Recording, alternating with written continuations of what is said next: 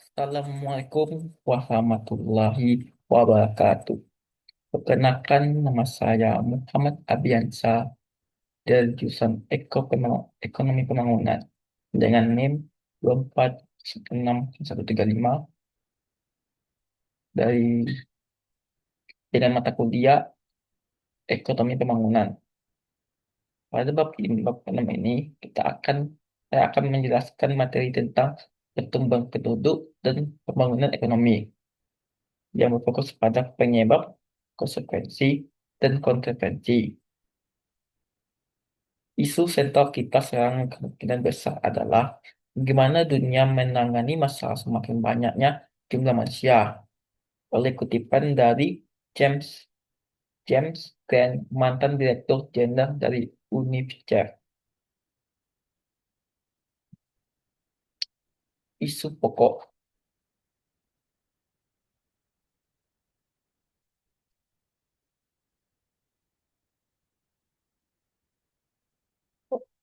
pertumbuhan penduduk dan kualitas hidup. Jumlah penduduk dunia pada tahun 2009 diperkirakan mencapai 6,8 miliar orang.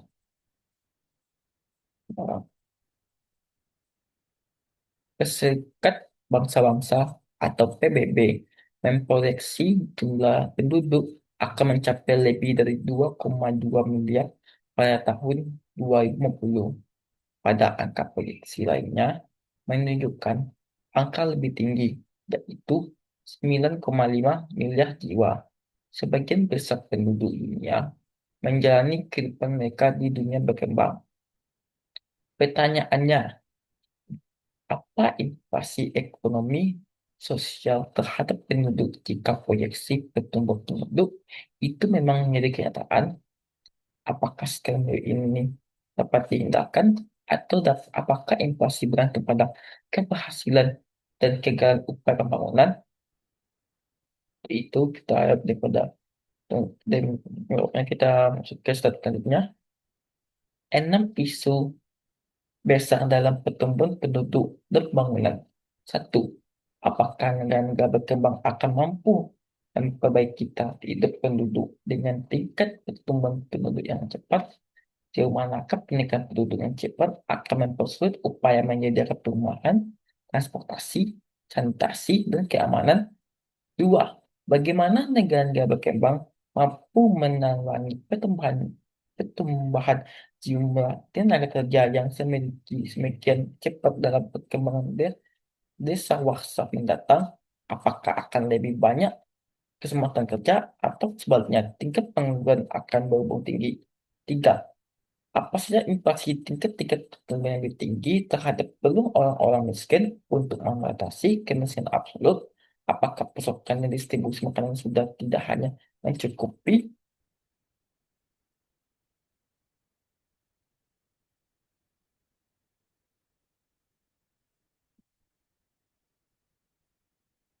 cukupi kebutuhan jumlah penduduk yang semakin banyak, tetapi juga memperbaiki tingkat asupan nutrisi? Empat, apakah negara-negara berkembang perlu cakupan meningkatkan pelayanan kesehatan dan pendidikan mereka agar setiap orang dapat memiliki akses pelayanan kesehatan dan pendidikan dasar? Lima, adakah hubungan antara kemiskinan dan jumlah anggota keluarga yang besar? Apakah keluarga miskin cenderung memiliki lebih banyak anak, dan apakah hal ini menciptakan lingkaran setan kemiskinan?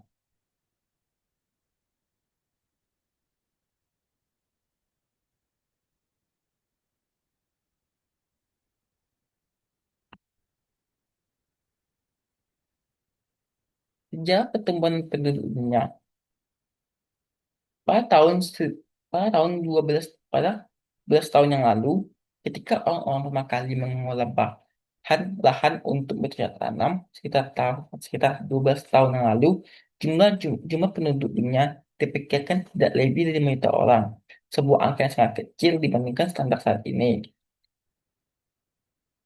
2000 tahun yang lalu, 2000 tahun yang lalu, jumlah penduduk dunia telah mencapai hampir 250 juta orang, atau kurang dari seperlima jumlah penduduk Cina sekarang. Pertumbuhan ini terjadi secara lebih lambat selama ribuan tahun. era revolusi industri pada tahun 1750. Di tahun pertama kalender kita sampai dimulainya revolusi industri sekitar tahun 1750, jumlah penduduk melipat tiga menjadi 750 juta orang. Kurang dari 3/4 jumlah orang yang hidup di India sekarang. Lonjakan abad ke-20 pada tahun 1950 sampai tahun 1990, selama 200 tahun, penduduk bertambah 1,7 miliar. Namun hanya 4 dewasa berikutnya, jumlah penduduk bertambah lebih dari dua kali lipat menjadi sekitar 5,3 miliar. Ini adalah fenomena demografis yang belum terjadi sebelumnya dalam sejarah manusia.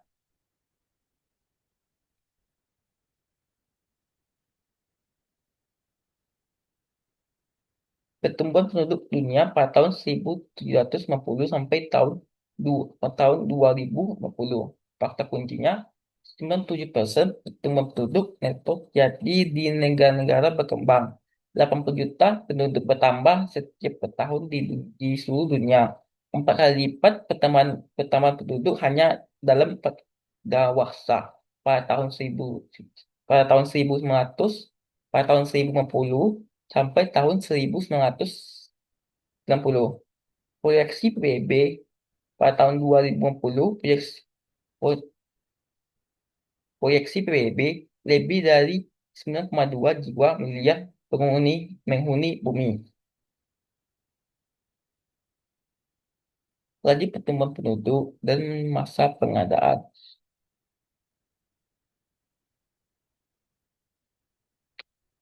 Periode Ubakala. Bagian laju pertumbuhannya adalah 0,003. Masa pengadaannya yaitu 336.000. Pada tahun 200 sampai 1720, laju perkiraannya 0,1. Masa pengadaannya 240. Pada tahun 1050 sampai 1100, laju pertumbuhannya 0,6. Masa pengadaannya 115. Pada tahun 1650 sampai tahun 850, laju pertumbuhannya 1,0%. Masa pengadaannya 72. Pada tahun 850 sampai 2000, laju pertumbuhannya 2,3. Masa pengadaannya 3,1. Pada tahun sekarang, dengan laju pertumbuhannya 1,3. Masa pengadaannya 58.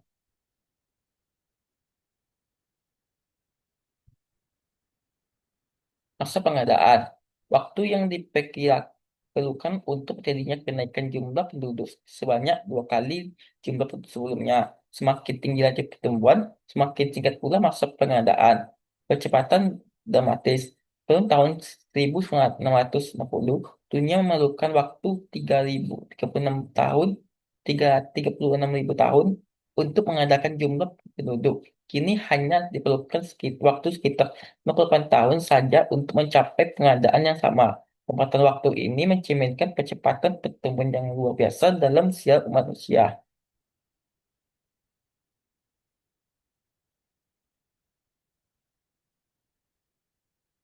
Dan ventilasi dan moralitas.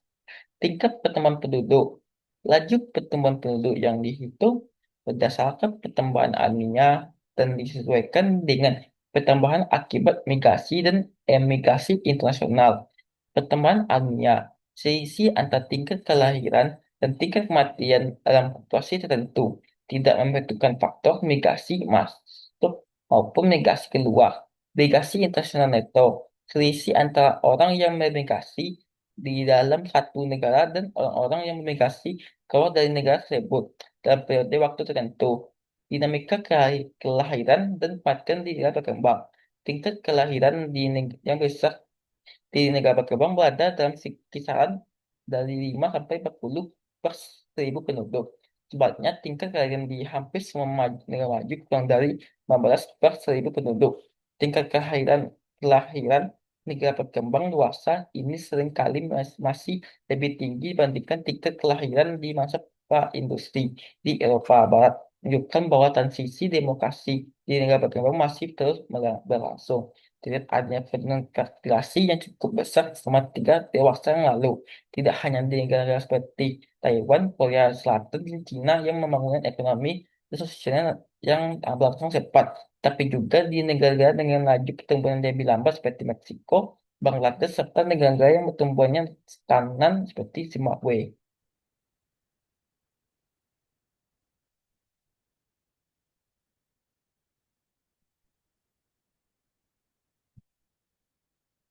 Negara tingkat populasi total jumlah negara pada tahun 1970 sampai 2000 adalah negara Bangladesh pada tahun 90 7,0 TPR 9. Lanjut ya. Penyebab pertumbuhan penduduk yang cepat di negara berkembang. Faktor yang utamanya adalah penurunan angka kematian. Penurunan tingkat mortalitas yang dramatis akibat kemajuan teknologi modern dan meluasnya upaya peningkatan sanitasi modern di seluruh dunia, terutama sejak setengah abad yang lalu, telah menyebabkan kenaikan pertumbuhan penduduk yang belum terjadi sebelumnya. Tingkat kekayaan masih tinggi meskipun angka kematian menurun tajam.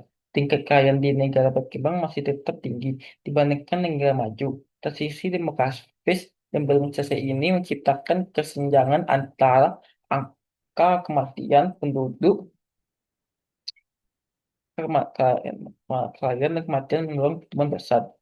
Relasi teknologi kesehatan di abad ke-20, kondisi yang tadinya memungkinkan terjadinya fluktuasi kematian akibat kondisi kelaparan dan perang kini semakin bisa digantikan melalui teknologi dan ekonomi, menyebabkan mortalitas manusia mencapai titik jenuh dalam sejarah.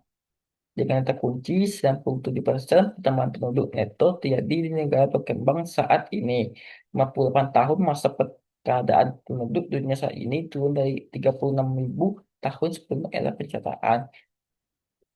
Kurang dari 75% penduduk dunia tinggal di negara berkembang dengan infrastruktur terbatas. Lebih dari 50% tingkat ekonomi maju jauh di bawah negara berkembang, yaitu 15 sampai 40%.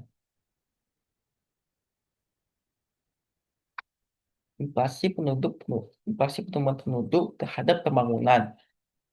Pertumbuhan penduduk yang berlangsung cepat dapat menimbulkan konsekuensi serius bagi kesehatan umat manusia secara menyeluruh. Jika pembangunan pada dasarnya merupakan upaya peningkatan taraf hidup manusia, penempatan kesehatan, pendidikan, dan kesehatan umum. Dan jika mencakup juga meningkatkan kualitas harga diri, kehormatan, martabat, dan kebebasan memilih mereka, maka pertanyaannya yang benar penting adalah bagaimana transformasi kependudukan kontroversi dapat menunjang atau justru menghambat pembangunan dampak pada layanan sosial, yaitu meningkatkan penduduk yang cepat memperoleh kepercayaan menyediakan pelayanan sosial penting yang mencakup perumahan, transportasi, sanitasi, dan keamanan. Negara yang berkembang kesulitan memperoleh cakupan layanan kesehatan dan pendidikan dasar bagi seluruh lapisan negara dan masyarakat. Dampak pada ketahanan pangan, inflasi terhadap pasokan global global menjadi perhatian utama apabila distribusi makanan dunia tidak hanya akan mencakupi kebutuhan jumlah penduduk yang semakin banyak, tapi juga memperbaiki tingkat asupan nutrisi sesuai dengan kadar yang dibutuhkan manusia. Dampak pada ketenaga kerjaan. Pertambahan jumlah tenaga kerja yang demikian cepat dalam beberapa dewasa mendatangkan menjadi tantangan besar bagi negara berkembang. Pertanyaannya adalah apakah akan tersedia banyak tenaga kerja atau sebaliknya tingkat pengangguran akan membuat tinggi. Dampak pada lingkungan hidup. Upaya meningkatkan kemampuan di kalangan orang kaya telah lebih rusak di lingkungan hidup global. Hal ini mencederai peningkatan taraf hidup orang-orang miskin dibandingkan dengan peningkatan absolut jumlah orang-orang orang di orang papa itu sendiri. Alternatif biarkan pendudukannya pengolahan pertumbuhan penduduk di negara berkembang.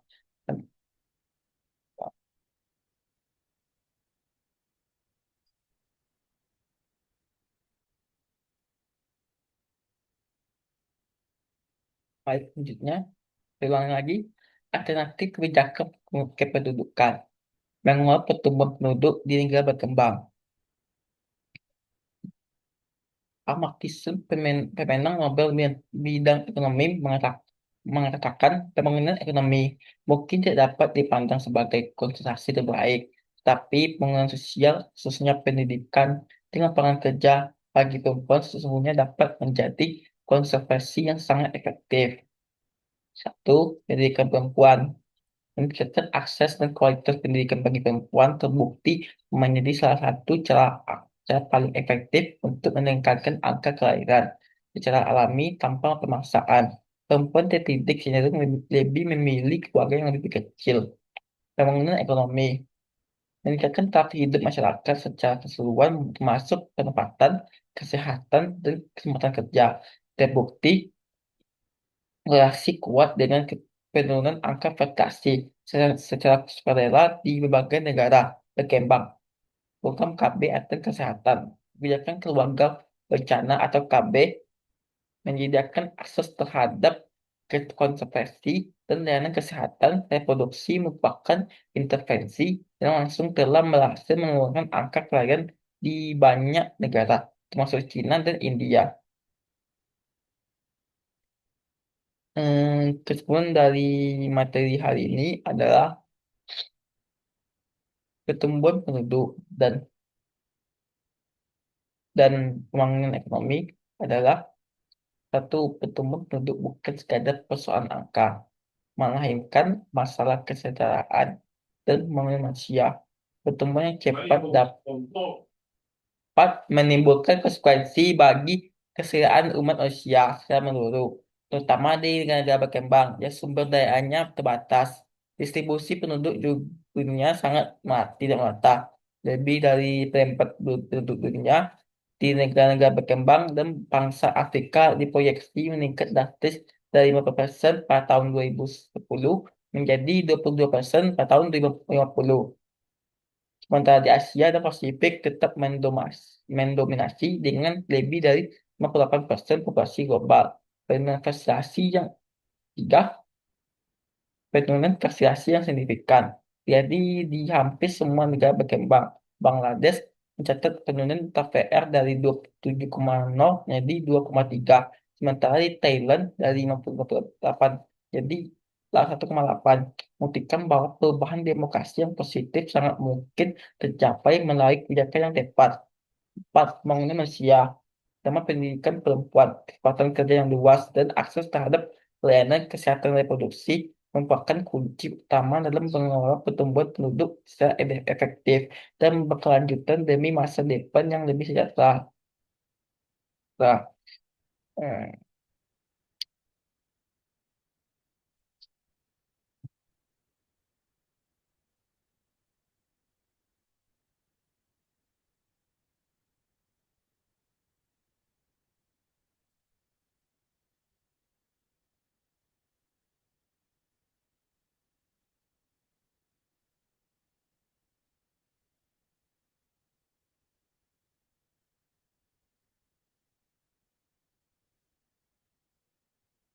sekian dari penyampaian materi presentasi dari materi saya, iya, saya dari mata kuliah ekonomi bangunan bab 6. Sekian, terima kasih. Jika ada salah kata penyebutan atau informasi yang kurang jelas atau gaya gaya penyampaian saya yang salah, saya mohon maaf. Eh, maaf, maaf, maaf. Saya tutup, saya tutup dengan nama saya Muhammad Abiansah, dengan NIM 24060135 dari jurusan Ekonomi Bangunan dengan mata kuliah Ekonomi Bangunan dari dosen Bangampu Pak Pon. Saya tutup diri. Assalamualaikum warahmatullahi wabarakatuh.